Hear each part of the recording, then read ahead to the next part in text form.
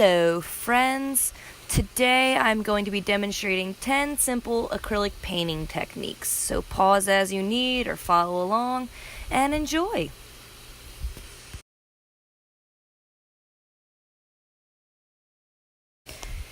You want to start with a heavy-duty piece of art paper. I'm using watercolor paper because it holds a lot of paint, and I am using masking tape to tape off 10 sections for each technique that we're going to be learning. Now, I should recommend you use painter's tape just because it's not as sticky as masking tape. Both work just as well, but if you use painter's tape, you'll have less tearing when you go to remove the tape when you're finished. Now I'm going to grab my Sharpie to label each section. So we're going to start with dry brush, moving on to washing, blending, stippling. I'm going to do some texture with the sponge. We're going to use the soft side of a sponge and the abrasive side. We're going to do splatter paint. I'm going to split the section here. Glazing, sgraffito, impasto, and the dripping method. Okay, so now you want to cover your workspace to keep it clean and get your materials. You want a palette, some water, paintbrush, and your paint. Notice how I'm not putting a lot of paint into my palette. We're not going to be using a lot, so you only need a little bit. Moving on to dry brush. So dry brush is pretty self-explanatory. That just means that there is no water on your brush, only paint. And you'll notice that it's pretty opaque when you first start making a brush stroke, but it gets a little bit rough around the edges as the moisture starts to wear off of the brush. Using this method, you can achieve nice texture in your painting. So now we are going to move on to a technique that is the opposite of dry brush, and it is called washing, and this is commonly used in watercolor painting. So what you do here is you're just going to take your paintbrush, dip it in some water, and we are going to add that water to our paint. So it's almost like a watercolor consistency. And we're just letting the paintbrush glide over the page. You can add more water as needed directly onto your paper.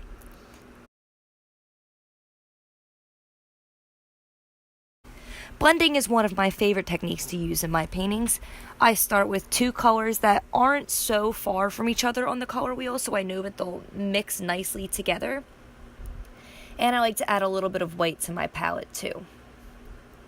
So I'm going to start with a nice acrylic paintbrush with thin bristles so I won't get too much texture when painting. So there's a nice transition in between both colors. I like to start with watering down my paint a little bit, and then I go back and I apply it a little bit heavier. And where they meet in the middle, I add some white paint. You don't have to do this, but I like to because I think it makes a nicer transition. Then I just keep playing back and forth with it, adding more paint where I feel like it's needed and meeting them in the middle and creating that nice gradient.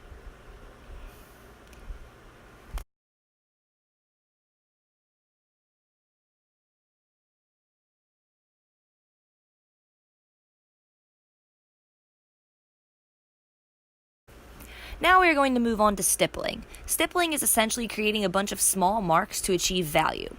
I'm going to use 3 different brushes here. A small old brush with fraying bristles, a brush that has thicker bristles, and an even larger brush with even thicker bristles. You don't want to have a lot of paint on whatever brush you're using because we want the bristles to create this dot-like texture and not just paint globs. I recommend using a palette or a paper towel to dab off any extra paint that might be on your brush.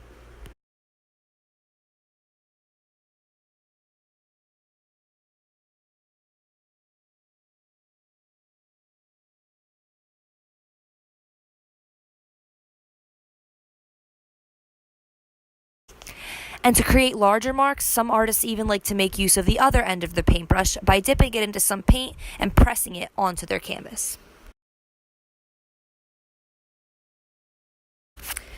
Now we will create texture using a sponge. We will be using both the soft side and the abrasive side of the sponge because both give different effects. While you're using the soft side of the sponge, make sure it is damp. With this technique, you don't want a lot of paint on your sponge so that you'll be able to see the texture. I recommend dabbing off any extra paint that's on your sponge. The harder you press your sponge, the more paint that will be released. Personally, I like the lighter, fluffy look. Layering colors helps to achieve more depth and detail in the texture you are creating.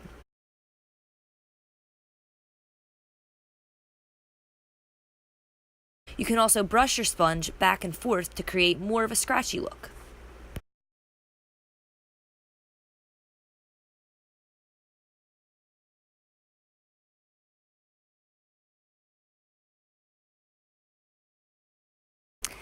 This technique is called splatter painting, Jackson Pollock style. Warning, this can get messy.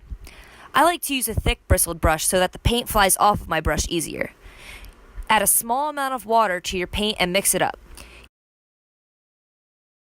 You can dip your brush into the paint and tap it on the edge of your finger, but I find it much easier to just bend my bristles back with my hands and splatter the paint onto my work that way. Do not cock your arm back and splatter the paint. Paint will get on your neighbor, all over the room, your clothes, and also in places in your painting that you may have not wanted it. Most likely, you're probably going to want to wash your hands after doing this. Next method, glazing. We are going to use a gel medium for this technique. Gel mediums come in a variety of consistencies, and they also extend the drying time of the paint that it's mixed into. It is great for achieving opacities, which means it's making a color more or less translucent. I'm going to take a little bit out with my palette knife. These are used to mix paint, but they can also be used to paint with, and I'll get a little bit more into that later. Mixing my paint. You'll notice the color you chose isn't as bright as it used to be, and this is because it isn't as pigmented anymore once the gel medium is added in. And when I use my newly mixed paint here, this yellow color underneath still shines through. You can change your brush to one with thicker bristles to create some texture.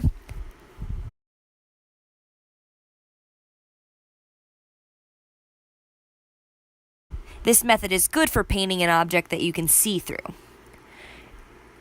You want to wait a while before you touch the paint though, because it's going to take longer to dry with this gel medium mixed in. Next is Sgraffito. I'm going to grab my palette knife again and lay some paint down. I'm applying it a little bit thick, but you don't have to do this.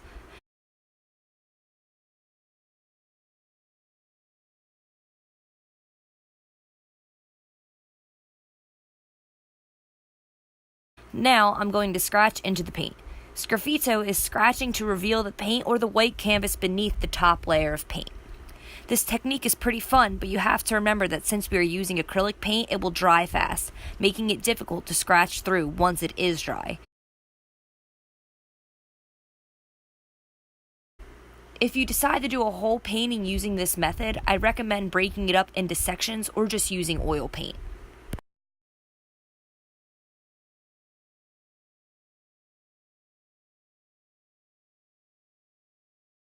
Here we have the technique called Impasto. So back to what I was saying before about artists using palette knives to paint. Here, I'm scooping up some paint with my palette knife and applying it thickly and directly onto the canvas. It's fun to mix colors on the canvas and use them straight from the tube. The idea is that you apply the paint thick so that it can be easily manipulated with your palette knife.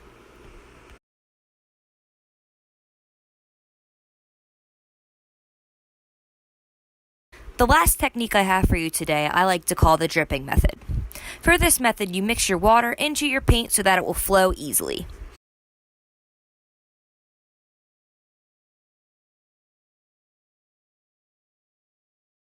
I like to fill my paintbrush bristles with the watered down paint and then tilt my paper up at an angle. You press your paintbrush to wherever you want the drip to start and then let the paint fall down the page. This method can be pretty unpredictable, but unpredictability is fun. You can even blow on the drips to make them go in different directions.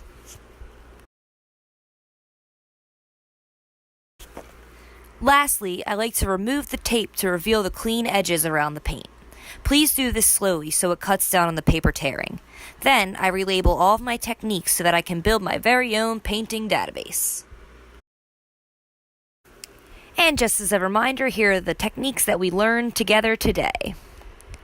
Drybrush, washing, blending, stippling, creating texture with the sponge, splatter paint, glazing, sgraffito, impasto, and the dripping method. And as always, please remember to wash your palette and your paintbrushes. Thanks for watching.